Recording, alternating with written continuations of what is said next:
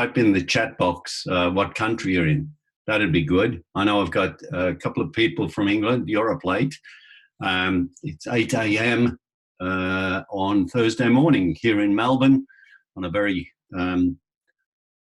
wet and cold day. Hi, Chelsea. Hi, Mark. Hi, Ontario in Canada. Bo, good to have you aboard, Bo, there in Australia. Good to have you all here. I know there are heaps more. I can see we've got heaps. In fact, we've had nearly 100 people register for this webinar. So I know a lot of you are out there, and I know a lot of them got to us. Yes, they may be having dinner or something like that. But hey, welcome and thank you. Hope you're all doing well during this coronavirus time. It's been a bit of a struggle for a lot of photographers. A lot have pushed through and are doing very well, but we'll talk to you about that. Just another point of reference. Can you tell me whether you're wedding or portrait photographers? I'm guessing there are a lot of wedding photographers here. That's fine. I did sort of tantalize you a little bit and give you the wedding guys a bit of a raw deal when I said wedding photography is dying, but I see there's a lot of portrait photographers there as wedding, Katrina's wedding and portrait.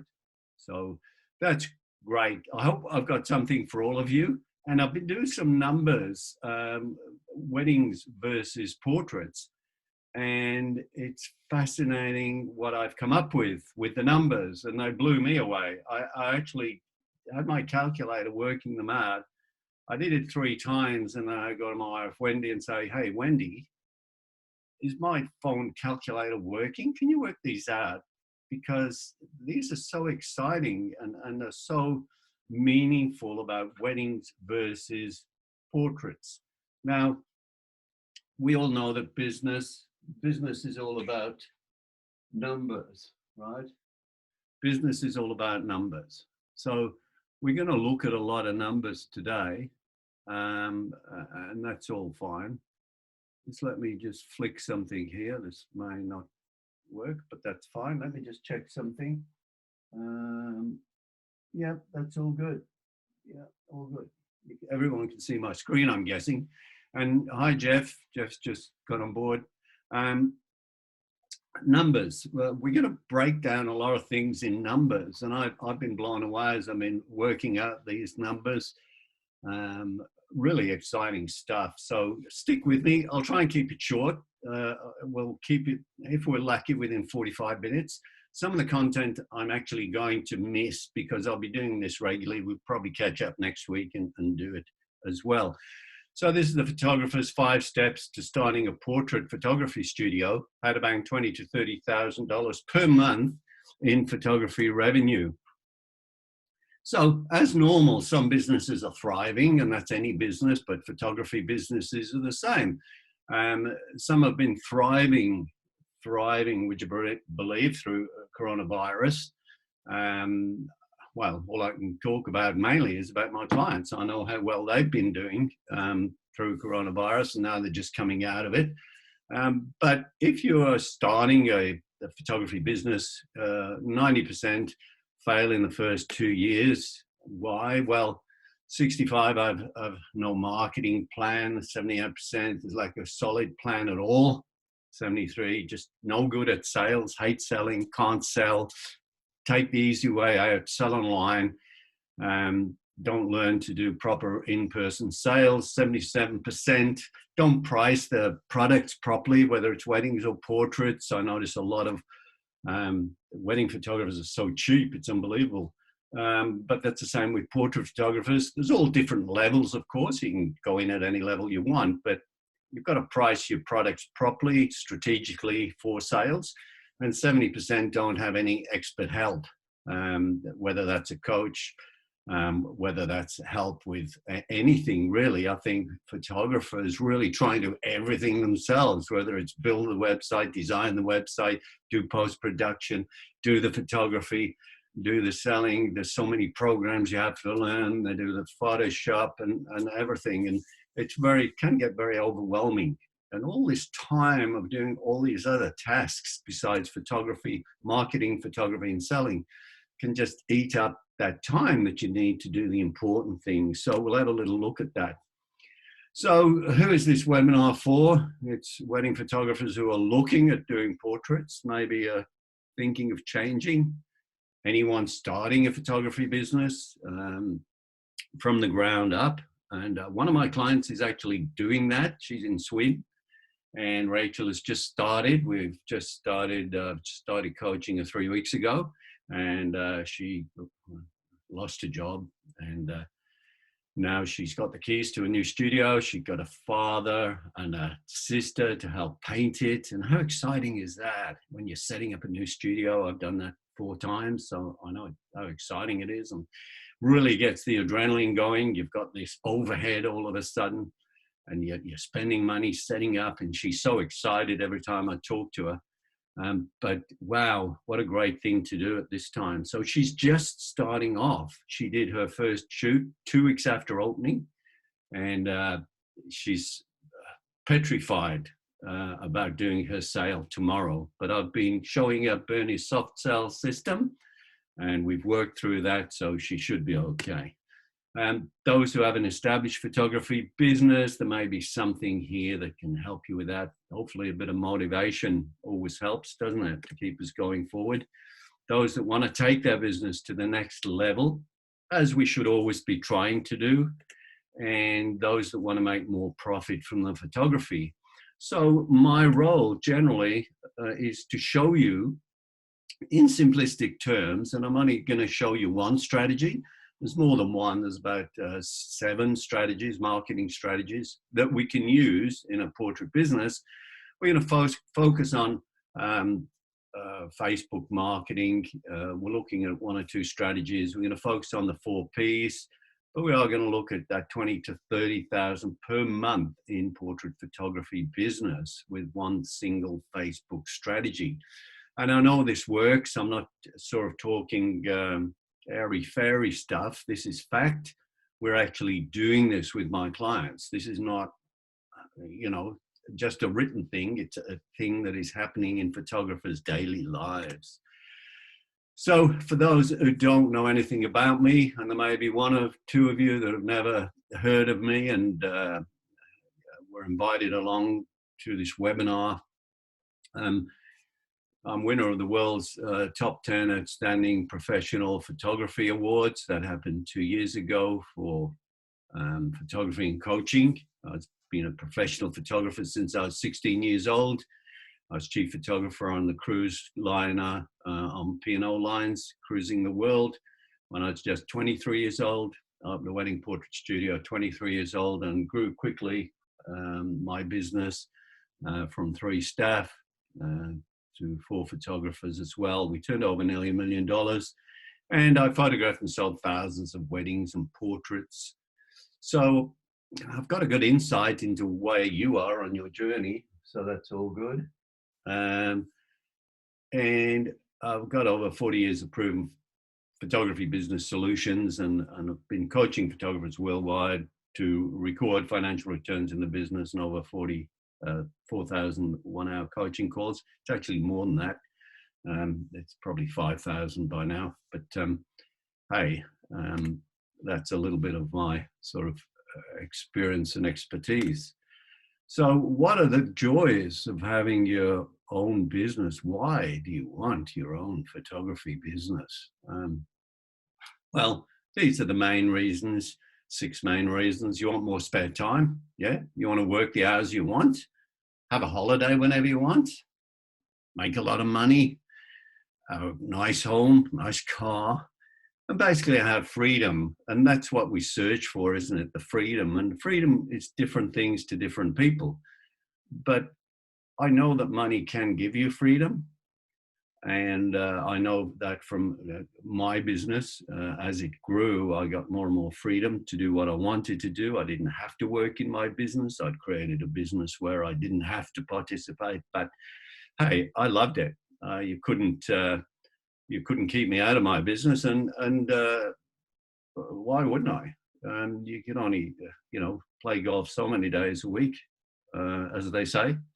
So I worked hard throughout my business career in the various businesses, photography businesses that I had. So that's what I think everybody out there is searching for, that freedom and that sense that when you go to bed at night, you have a nice clear mind and you don't have the worry of debt and all those things that hang heavily on us. So let's just move forward a little bit and let's look at the photographer's 5 steps to freedom. There's 5 steps that we take to get there.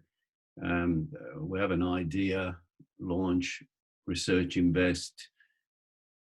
We go to step 3, which is control, prosperity, and then to our freedom. So in my experience, those are the steps that I found photographers have to go through. We'll just go through them quickly and then we get to the important bits, the numbers bits. So you get an idea, you start taking photographs, you think you should try and make money, you research the internet for ideas and you start to charge cheap prices maybe. That was me, except I couldn't research the internet for ideas because there was no internet. So I had to learn the hard way and just get out there and get off my backside and go and talk to people and set things up and talk about marketing and learn about marketing and read books and actually do it. So you get this idea and then it progresses on. The business starts to make a little bit more, a little bit more money. You start to feel a little more comfortable. You buy better equipment, of course. Not like one of my clients, Warren, who we found out a few weeks ago had 14 different lenses, which is a lot of lenses. I don't think you need that many lenses to run a photography business, but they've just accumulated over the years. So I got him to sell a lot of those off on eBay, which he did. And now he's made a lot of money. I think it was over $10,000 during this time. So that money was good.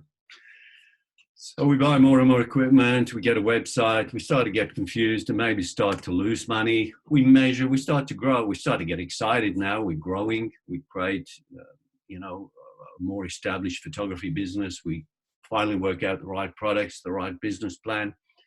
We start with more strategic marketing and then we sort of get momentum going and we get to prosperity. We start to maybe earn a bit of money, put selling systems in place, create brand. We get more confident and value ourselves more with a higher worth. And then we're able to get to that freedom stage where we can replicate and we make a good profit. We've got a clear business plan. We may have made a turnkey operation where we can actually don't have to work in the business, or maybe we can start to think about franchising the business. We have a lot more time to ourselves. We have achieved freedom, and isn't that what we wanted in the first place instead of the struggle? I think it's okay to struggle for 3 or 4 years, but if that struggle just keeps continuing, you have to assess is it worth it? Which steps are you at present? I guess most of you may be around about the 2 or 3. Maybe there's others out there that have achieved the freedom, which is a great place to be. So the question is, when will you get to that freedom stage? When are you going to make the decision? When are you going to move forward quickly instead of the slow struggle? Keep trying to make money, keep trying to pay the bills and all the rest of it. So I want to look today at weddings versus portraits and the difference, and we really go down deep with the numbers and have a look at the differences. Now, if you're doing both, and yes, there are 1 or 2 of you there who do weddings and portraits, that's great. That's what I did in my business. But what I found was that when I put the emphasis on all the marketing to portraits, I did a lot of portraits and the weddings went down. Then when I flipped it and put the effort into weddings, my weddings went up and then the portraits went down. So it's a very hard balance. I'm not saying you can't do it. I'm just saying that's what naturally happens. So if you niche down, and a lot of you watching and listening may have niched down and just do weddings, then I'll give you something to think about today about the differences in the a financial return on weddings versus portraits. I'm going to use 3 or 4 examples of my clients because I think it's good to have an example to know what's possible, to know that others are doing it. So to give you a bit of confidence that you can do it. So one of my clients, Amy in New Zealand, is a newborn photographer, 4 school-age children. You see her kids there, they look like a handful. And she's got a converted garage at home and does primarily newborns. And she works on a business only when the kids are at school. So that means she has limited time. So in the past year, and I've been coaching her for over a year now, but she's more than double last year with regular months turning over $20,000. And she doesn't work in the evenings or at weekends. So last year, December, $32,000 a month. That's fantastic, isn't it? And her turnover for the whole of last year was 200,000 working part-time. She messaged me yesterday. She said she just had a $4,200 sale. So that's great. So she's back operating at the studio, and to get a sale like that when you start getting back to it is really, really exciting, isn't it? So marketing is the key to getting leads, right? And with those leads, we don't necessarily convert them to customers, but what we do is find out which percent of those leads are our potential customers. So that's what marketing is all about. So a lot of people have said, well, Bernie, what is marketing? And I looked at it and I came up with this, that marketing is strategically connecting with a targeted audience to lead them to your business, which is marketing, to purchase some of the products that you have to offer at a price that they're willing to pay. So, and I suppose that's the same with any business. They market strategically to connect with a targeted audience to lead them to the business to purchase some of the products that they have on offer at a price they're willing to pay. So just keep that in mind as you do your marketing. That's what you're trying to do. Have some clarity in that because it's important you know what marketing is about. Because it took me not very long actually to learn about marketing because my business struggled when I started off for 2 or 3 years. I didn't know what I was doing. I had a lot of uncertainties. In fact, I had no idea what I was doing, but all I knew, I was doing it. I was doing actions. I started some marketing and it just took off. So it was fantastic.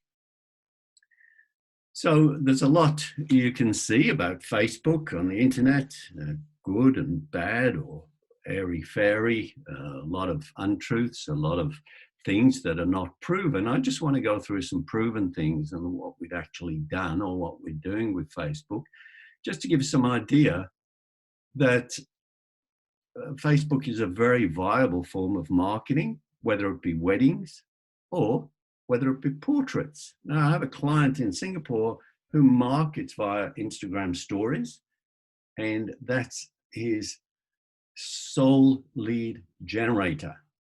Sole lead generator. And he gets up to 10 inquiries a week, wedding inquiries a week via Instagram stories. So it is possible to use Instagram as a marketing strategy, but of course you have to know what to do and how to do it. There is a particular way of doing it. It's not a matter of just putting photographs on there. There has to be some sort of strategy, right? So we use Facebook mainly for our lead generation and to get clients. We use Facebook marketing.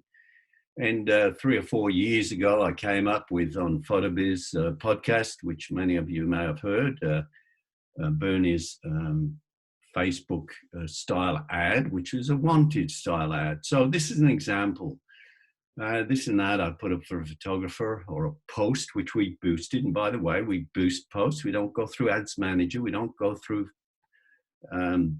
strong funnels or anything, but I can show you some of the results. These are actual results.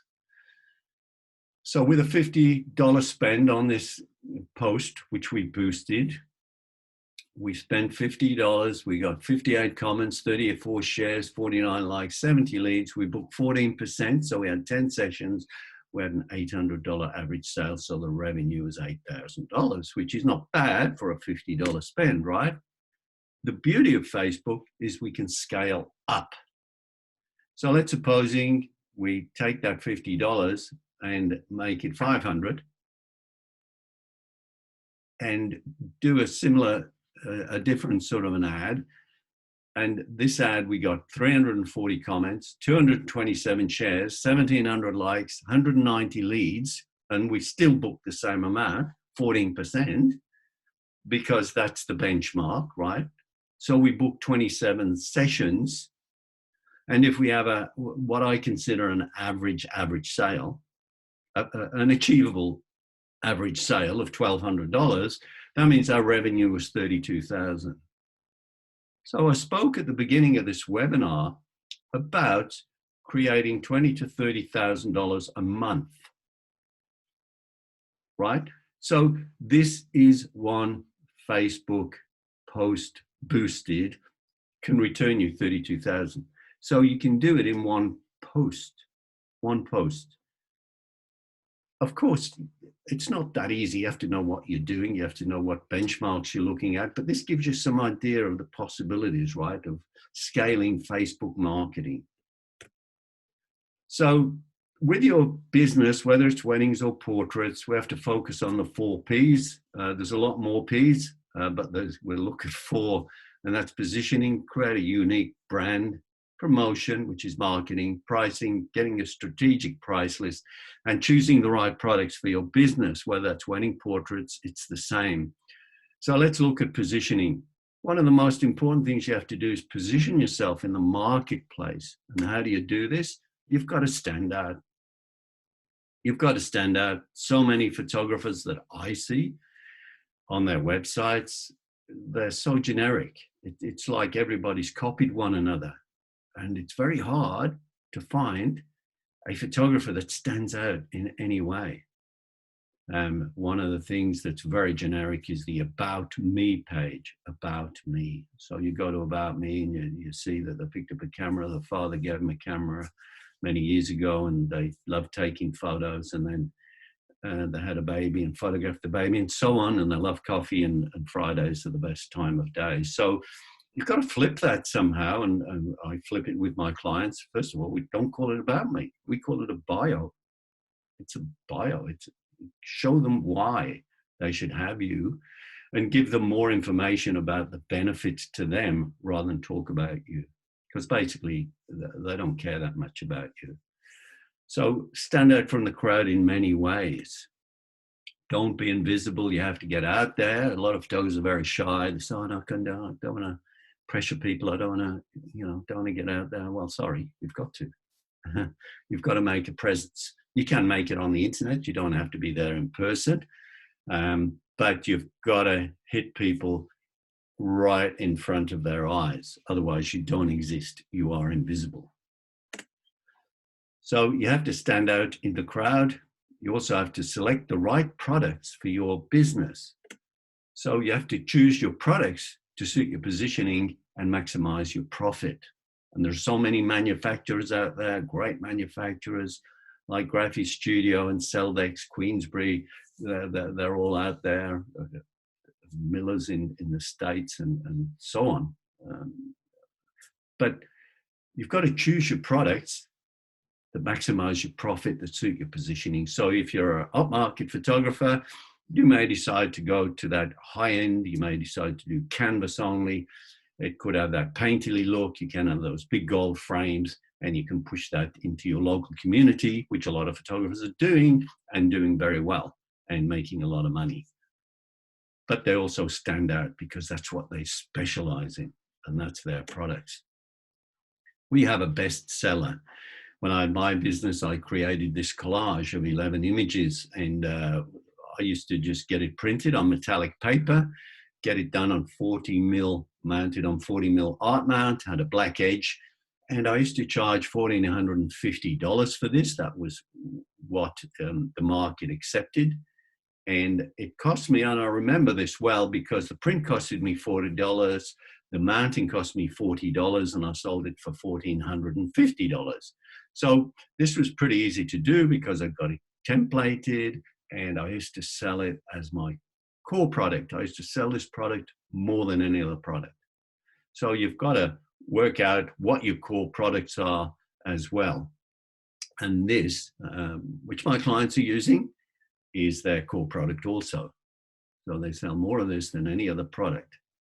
So your best sellers, as from my experience and working with photographers daily, I've listed 1 to 5 the top selling products: the acrylic collage, the matted and framed files, digital files, a portrait box, and albums, in that order. So when you're selecting your products, think in terms of these best sellers and what these are the most, well, sold the most. So think in terms of putting the products in your studio that are most popular. And if you're not sure, just ask the manufacturer or the supplier, what is your most popular product? I used to do that with albums. I used to give a choice of different covers, wedding albums. And then I went to my manufacturer, who was Seldex at the time, and said, what's your most popular album cover? And they said, black. I said, okay. That's all I sold from that day on. I never offered a choice. We did a black album. Could be any color as long as it was black. And no problem. Customers knew that, accepted that, and that made life a lot easier. Pricing, another P, another important P.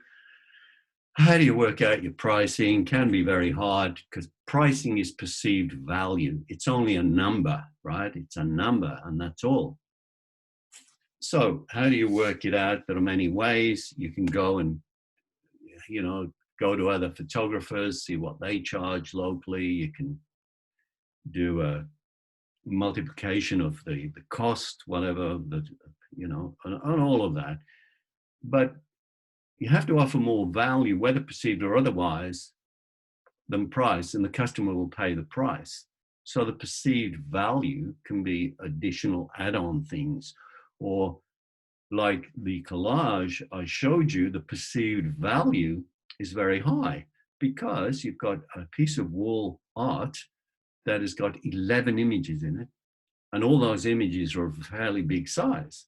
So the perception to the consumer is, gee, I get all of that for that. So they see it as a big bonus. The other thing is, of course, with perceived value, if you wanted to push the sale through or make the sale easy, you could include the files, same size resolution or same size as the prints. You could also include that. And that puts the perceived value up a lot more. So you have to think about these things constantly. It's not a matter of whether you're starting off, it's just constant. I revise my clients' prices every month. We look through the price list, we see what we've sold, and then we tweak the prices upwards. That sale that Amy had, 4,200 yesterday, she told me about, she said, it was over 4,000 because of the price we'd put up on a particular collection. So otherwise, if we hadn't put the price up, we would have lost that money, which is net profit. So theoretically, she made an extra $300 net profit because we put the price up, $300. So you always have to be tweaking your prices. They should never be set in concrete. So if you put your positioning up in the marketplace, if you become in demand where people want you for what you do, offer your clients unique products that they can't get anywhere else, and you'll start to attract a different clientele that values your photography and what you do, which means they're happy to pay the price. Look, there's heaps of people out there with a lot of money, and I can give you lots of examples. If you think that this coronavirus is going to be bad for your business when you get back to it, I think you'll be surprised. There's a lot of money flying around. So you've got to go and grab some of it, right? Strategically. So there are a few thoughts for you. And And the fourth thing we're just going to brief over is photography. Just make your photography different. Don't make it like everybody else. Be different. This black and white photograph on the left, and I've cut the guy's face off, but that's all right. It was in there. While everybody or newborn photographers were sort of starting to wrap babies and rock them to sleep and take 3 or 4 hours to do the shoot, I was doing the shoot within 45 minutes, doing it in black and white. So I flipped everything that others did. I took the newborn baby with some photographs with the eyes open. Always included mum and dad, always. Never photographed a baby on its own. Always with mum and dad as well, so I could get that variety for sales. And so we changed that. I just did everything different than any photographer I knew. And it's interesting because Amy, a newborn photographer, she was doing that wrapping and taking 2 or 3 hours for a shoot. We managed to cut that down to an hour. And so Amy can do everything in an hour. And the beauty of that, taking it beyond that, she now does the sales straight after. So she can do the culling, the post-production within half an hour, and then show the client straight after. And guess what happens when you do that? The sales went up. The sales actually went up. I wasn't sure. So when we initiated that, but that's what my clients do, that's part of what I teach, is how to do that. So we can get through a lot of portraits. So be different, focus on the business of photography, and that way you can press the make money button. Positioning, product, price, photography, just taking those 4 Ps into effect will give you a great deal of success. Success like Brian, I've been coaching a while. He's at the prosperity level. He's not at the freedom level, right? We've still got another step to go. He started in 2004. Used to photograph weddings, 1,500. Unlimited time. You got a USB stick. I mean, all that time for $1,500. You know, he's selling online.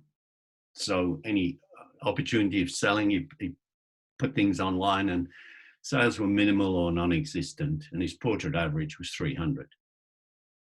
So the average now is over $1,000. He's doing minimum 14 sessions a month using my soft sell system, which I won't have time to go into today, but we'll do that next week.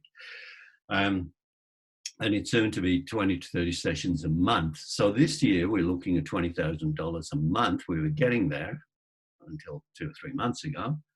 But Brian is back up and running. And because of the way he's branding himself, he said to me, I don't feel I've got any competition anymore. And that's great, isn't it? So he's at that 4th level, hoping to go up there. So I want to talk money about portraits and see if you can just get a handle on this, what these numbers mean to you if you're a wedding photographer. So why I put that newsletter out, wedding photography is dying, there's 2 reasons. One is that I've seen in my photographic career as a studio owner doing weddings and portraits, I've seen where my studio was doing 200 weddings a year. And then I saw the decline. So we reached the peak and then we started going down. We saw the demise of the effectiveness of things like Bridal Expos. We saw the demise of the effectiveness of bridal magazines and online advertising and so on. So I've seen the peak and I've seen it slowly come down. And I haven't seen it trending back up. Now, if you're starting off doing weddings and you're doing 20 or 30, I guess you're doing fairly well. But the good old days, because I can remember one studio in Melbourne doing 600 weddings a year. So 600. So that I've seen that. Studios used to exist doing 300 or 400 or more. So when I say that weddings are dying, they've been dying for a long time. It's a slow death. Having said that, I was talking to one of my clients only yesterday about this, and he said to me, Bernie, at the high end, weddings are growing. There are people paying $20,000 for weddings photography. and video. So the high end, yeah, the high end usually can have growth, but in the lower and middle, it's a little bit harder. So anyway, let's talk some numbers. Simple numbers. If you do a session a week at 1,600, which is pretty achievable for anybody, you can get 1,600 online, I would think, by putting the photographs online. We could make 28,000 a year. Let's suppose we just double that, and 2 sessions a week at 600 is 57,600 a year. Now, 2 sessions a week, is that hard? Let's suppose we shoot and sell. And so it would take 2 hours from the moment the client came in to the client leaving. And you've got their money, right? So 2 hours, let's suppose it takes 2 hours, 2 sessions a week, that's 4 hours. Maybe there's a bit more, maybe it's 6 hours, maybe it's 8 hours to do 2 sessions a week. Well, 8 hours is a day, right? In 1 day a week, you can get that amount of money, 57,000. Let's supposing we lift that average though to 1,200, which again is very achievable. If we do in-person sales, very simple. I don't care whether it's on a laptop, whether you project it, whether it's on a TV screen. I've done them all that different way. It doesn't make much difference. What is the difference is you and your confidence, your pricing, your ability to be able to give the client a vision of what would look good.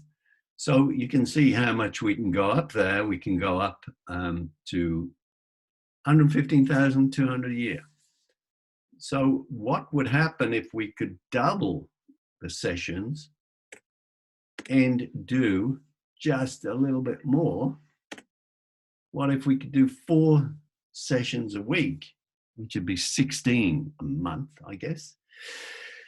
That'd take us to 230, and that's 48 weeks of the year, right? That gives us 4 weeks off. That's a 4-week holiday somewhere. We can go wherever we want. Europe. No, don't go to Europe yet. Wherever we can go in our own backyard at present, we can just have 4 weeks off. So those are the basic numbers, and please feel free to give me some comments if you're not agreeing here, right? But now let's flip it to weddings. Let's talk money and weddings. And these are the numbers that I got fascinated with over the last couple of days. If you do 20 weddings a year at $1,500 average sale, right? That's $30,000 a year. Now, you wedding photographers out there, tell me, is $1,500 a price that some photographers are charging to do a wedding with a USB? Am I out of the ballpark here, or what? Are we out of the ballpark, or somebody help me here? Wedding photographers, anybody, just give me a number and say in the chat box, is this realistic? Okay, thank you for that, Nick. That is good. In New Zealand, Katrina is helping me here as well. She's saying the range from 100 around 4, so 1,500 is right for some. Good, thanks, Kat. Fantastic. So I think that's worldwide. And Joel says way low. All right, we're going to up that price in a minute, but I'm just talking the amount of money we can earn. So how do we scale this business? Well, there's only one way to scale it, right? We double the number of weddings, right? So if we double the number of weddings, we're going to get 60,000 a year. So to scale this wedding business, we have to do more weddings. So Joe, maybe we're coming closer to your price range where we say, okay, let's supposing we could get $3,000 a wedding. Okay. So if we could do 40 weddings at $3,000 average sale, that would give us 120,000 a year, right? That's looking better. 40 weddings a year. That's nearly one every week, or two some weeks, none other weeks, one most weeks. So how can we scale this business? Well, we can scale it. What if we double these weddings, these number of weddings? So if we can double that, we can go to 80 weddings a year at 3,000 is 240,000, okay? 80 weddings a year. That to me, someone doing 80 weddings a year in this environment, they'd be doing very well, I would think. And turning over 240 is pretty good. I know there are photographers out there doing that. And as I say, my client in Singapore is doing well above that. So I know it's possible. But now I want to do the other comparison, which I find fascinating, is let's compare the weddings and the portraits. So let's talk money. So portraits, if we do 4 sessions a week at an average of 1,200, we could do a gross of 230, 400 a year with high profit, mind you. I'm talking high profit here. I'm not talking we're gonna just break even. So with those, if we take 4 hours a session, that includes the session, the sale, an hour here and there, 2 hours here and there, bit of post-production after, sending the prints to the lab, getting the framing done, whatever. It's a total of 768 hours, right? To produce 230, 400. So with weddings, if we do those 80 at 3,000, we've got 240 a year, which is about the same. We're at 10,000 out, a little bit less than 10,000 out. But to produce that same amount of money with 18 hours per wedding, now I base that on an 8-hour coverage, about an hour to travel, an hour back. That's 10 hours, about, I don't know, an hour or two with post-production. I don't know, maybe that's too much. I don't know, 18 hours. But all I know is when I was doing weddings, they were very time consuming. And I would suspect from what I know of some photographers, not all of them, because they may outsource a lot. But let's say 18 hours, because it may be a 12-hour wedding. And we've got to spend an hour with a couple before interviewing them and an hour after. So that's 15 without any post-production or anything. And if there's an album involved, then that's more time. So 1440 hours. So that's double. So that's double. So there's the comparison. If you can just digest that a while, it takes you twice as long to make the same amount of gross, but there's more profit, I would suggest, in portraits. And look, all I know is with weddings, they're an enormous amount of pressure. For those who photograph them,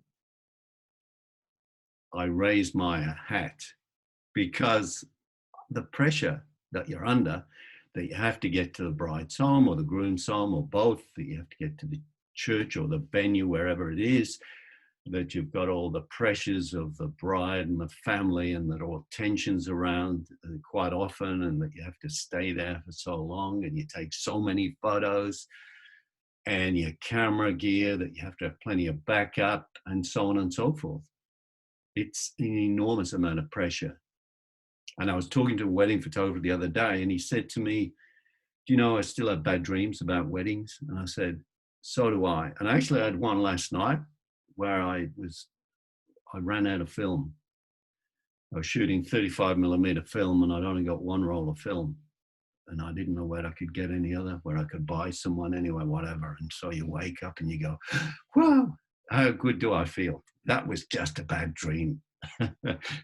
so much pressure. With portraits, you don't have that. So you have a lot more sense of freedom. The other thing is, you know, if you're married and like, you know, Wendy and I had a couple of kids during my time at the studio, and you've got a wedding booked in, you know, 8 months, 9 months, 12 months, and you've got to be there, right? You've got to be there, or you could be there. And what if your wife gets pregnant and then you don't know whether you're going to be at the birth or not? You don't know. You could be a 2-hour drive away at a wedding, or in another country doing a wedding. So much pressure. So if you're doing weddings, please get well rewarded for it, because it's worth it. You've got to be well rewarded, and you've got to have systems and strategies that help you earn that money. And we had those strategies with mine. That they were albums, and couples would come in and pay $1,900, and that would pay for 20 sides in the album. But I had a strategy. I would upsell them a lot more. In fact, my average album sale was $6,500, and that was 15 years ago. But the reason was I had a particular sales process that I put in place, which was very easy to learn. And I used to do it along with a lot of other photographers that I taught this methodology. So wedding photography, make a lot of money. It's, you know, so many things can go wrong at a wedding. So many. But with portraits, you can just wipe off a month and have a month's holiday, or 2 weeks, and then you can turn the tap on again and you can immediately be making money, right?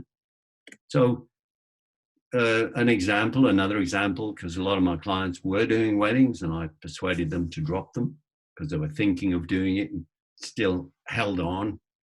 So Marcus, 2015, he started as a hobby, started to do weddings. I persuaded him to get to portraits. So in 2017, he started in a small town in Wilmington, North Carolina, and had amazing success. You know, I've been to Marcus's studio, and it's beautiful. And he had a $55,000 turnover 1 month in July last year. So we were looking at a $500,000 turnover this year, and I think we'll still do it, even though we've lost 2 or 3 months. Marcus was back to work this week and did a $6,000 portrait sale. So you're up and running. So that's the beauty of portraits as well. You can turn it on and off, and Marcus only does work 4 days a week to get this turnover. And he does have 1 employee part-time who does his phone calls, and that's it. So he's reached the freedom stage. So that's a stage I guess everybody would like to get to. So the biggest challenge for this year, and we've got a lot of challenges, you've got to look at new ways. You've got to start to do things differently. We've got to look at producing products, services, and a quality that the general public can't produce themselves, and build a brand that separates you from your competition. Because we know everyone's a photographer nowadays. You've got a phone, you're a photographer, right? I see some great photographs that my family and friends take on their iPhones, and I go, wow. So we certainly have to work hard on our businesses as photographers to really separate ourselves totally from those people. But it is exciting. That's the challenge. And that's what we want, isn't it? As an entrepreneur, we create our own challenges. So a lot to think about there, I hope, with those numbers. Probably you're just flying by the seat of your pants. You're not sure what you're doing, really. You're learning. You may be involved in forums. You see, ask what others are doing, and you take a bit of this, bit of that, and you're trying to get all these ingredients to make this business. But who knows whether they're right or wrong ingredients, and that may take you a long time. Is it this do it myself? And we all have this attitude, you know, do it yourself. Who wants to look at the instruction book? I don't look at the instruction book first. I try and build it, and then I look at the instruction book. It's not really the best method. So I know it's possible for anyone listening and watching out there, but this photography industry is fantastic. I love it. I've lived it all my life. I've been my own boss for over 50 years. Been a great boss to myself. So never sacked myself, although there may have been times I would have liked to have done. But I know it's possible. I know where I came from, poor family. You know, I started with a box camera, left school early, emigrated to Australia on my own, no money. And I bought a studio for $500, which was established for 2 years. I didn't have any idea what I was doing, but all I know is I had a dream and a vision and a belief. And I turned that business into millions of dollars. You can imagine how many millions of dollars have come through my hands in that amount of time. So 50 years this year, I've been my own boss, and I've certainly loved every minute of it, because the beauty of being your own boss is you create your own challenges. You're the captain of your own ship, and you set your destiny. You set where you're going. Some things are out of your control, but most things are in your control. If you think about it, you have choices. You have choices. So just getting back to the choice.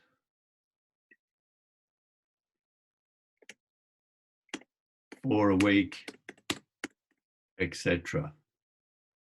Weddings, portraits, 80 weddings or 4 portrait sessions.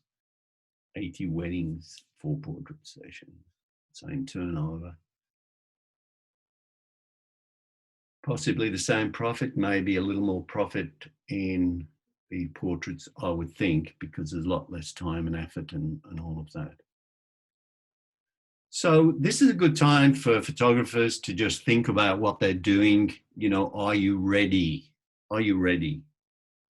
As this time that we had to spend at home, as it sort of put something in our head to make this better? Look, realistically, if you struggled financially through the coronavirus, it may be that you hadn't put things in place to protect yourself from it. I know the government's been throwing a lot of money at us, and that's fantastic. But wouldn't it have been nice if you would have been able to get through this without the worry that you had the financial backing, that you were able to create a business that allowed you to do that, which some of my clients have been. We've been working all the way through, and they've been able to financially sustain this time where they've had no customers. They've been closed for 2 months or more, but it's been financially fine. So the bonuses they've been able to get really have been bonuses, because they've been able to keep up with the payments that they might have, etc. So wouldn't it be nice if you could build a business that you could do that? So you may have been thinking about, how do I do that? Well, maybe no one's ever taught you how to make money. Who's ever taught you? How do you make money? And that's the key, isn't it?